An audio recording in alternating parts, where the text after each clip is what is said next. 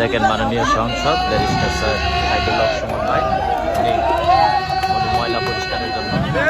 মাধবপুরের একটি ময়লা স্তূপে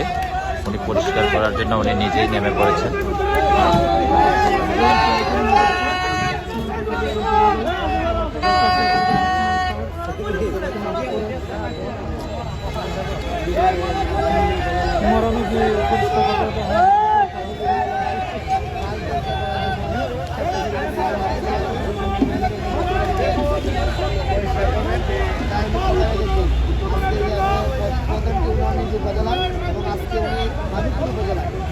উপজেলায় যে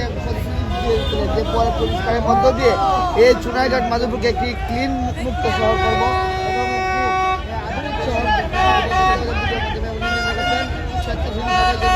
এই মাধবপুরের যে উপজেলার পাশে